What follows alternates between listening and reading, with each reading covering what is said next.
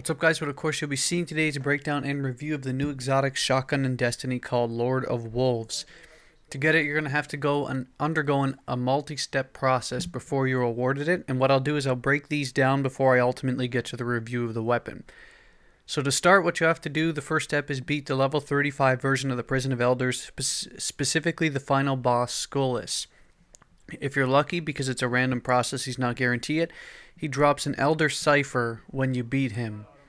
The next step, of course, if you do get this Elder cipher, is to return to Varix, and he'll present you with 3 weapons to choose from, Lord of Wolves being one of the 3. The other 2 are exotic weapons that you can choose from as well. At this point, when he presents you the options, you aren't choosing the weapon. He's just giving you an overview, so you can pick whatever you want, click it through. You're not picking a weapon at this point. The next step after that is to acquire what's called a Queen's Cipher. And to get the Queen's Cipher, what you have to do is go and beat either 32, 34, or 35, 32 obviously being the easiest for the most part, version of the Prison of Elders. And when you finish it, make sure you have a treasure key and open one of the large chests at the end of the run, and you will get a Queen's Cipher. Once you're done with that, go back to Varix. And what you'll do, the next part, which is kind of weird, is once you hand him the cipher, you'll have to wait a few hours or a couple of days for the next step of the bounty to occur. Like, literally, that's just what it says.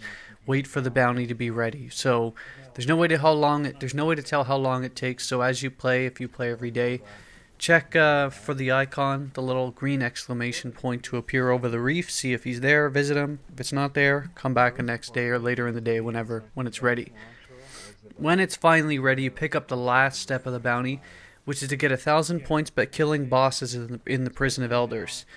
Mini bosses and overall bosses in the 28 version are worth 75 points, 32 version bosses are worth 200, 34 bosses are worth 350, and Skolas himself, the final boss, is worth 450. If you're not starting your week fresh right after the reset, because doing the 32, 34, and 35 together actually nets you the amount you need. The easiest way I found is to rerun level 34 3 times if you're not willing to wait for the next weekly refresh and you really would just want to get your bounty done. Because doing 3 34s obviously nets you 1,050 points, well more than enough. Okay, so now that you've got your weapon, I'm going to go to the review, and I'll start with the base stats. Though it's listed as a shotgun, it has a very different feel to it because it feels like a pulse rifle and even reloads like one, but it has extremely limited range. So if you're like me, despite knowing it's a shotgun with this limited range, you'll find yourself shooting further away than you can because it just doesn't feel like a close quarters weapon. So bear in mind, you're going to struggle. It's going to take some time to get used to it. It starts with the max 365 base damage. Fire rate's 11%, it has an impact rating of 64%, a range of 2, a stability rating of 12, a reload percent of 22, and a magazine size of 30. It fires in bursts of 5 per trigger pull.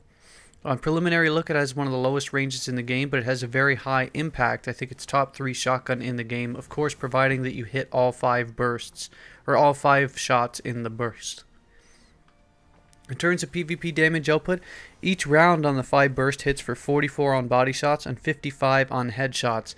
The damage drop-off starts, outside of about 8 meters you can't hit anything at all, and the damage starts to drop off slightly once you start to exceed 5 or 6 approximately. Once you exceed that 8 meter or so range, the rounds will just completely vanish. You can't output any damage.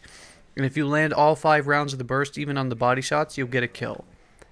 With regard to the skill tree, all Lord of Wolves are the same because they're exotics. They all deal solar damage.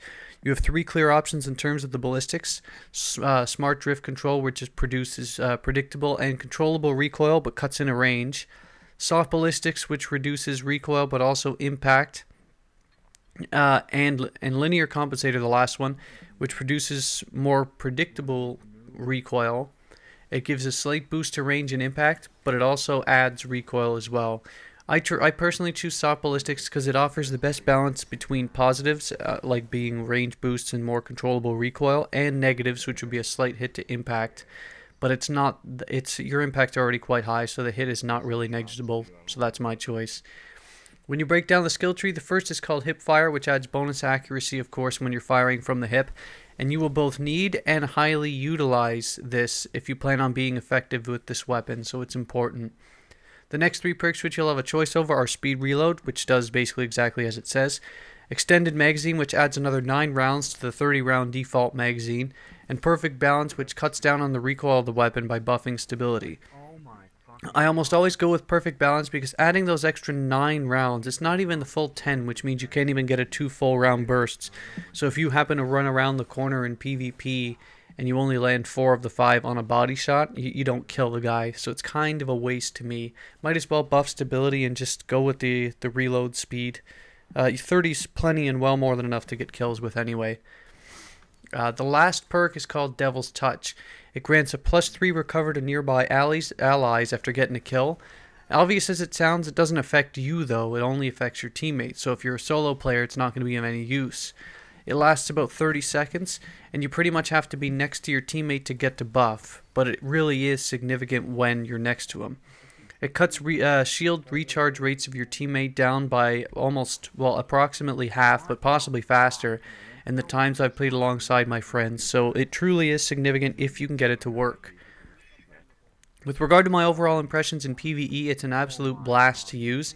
If you're the type of person that prioritizes fun factor over, say, a min-max and best possible weapon for the most amount of carnage, destroying everything as fast as possible, this weapon is for you. Having said that, especially in endgame content, the weapon is quite situational. If you're getting rushed by stronger enemies, such as like level 34 shielded captains with night switch and stuff like that on, you're going to have a really bad day.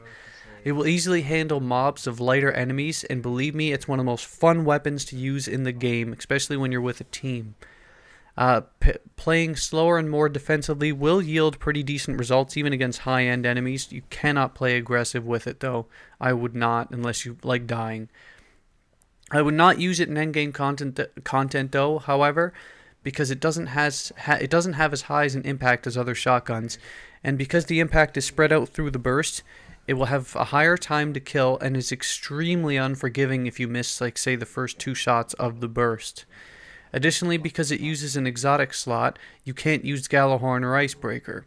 This weapon, however, is perfect for lower level content and strikes, like, say, Vanguard strikes, because of the Devil's Touch perk.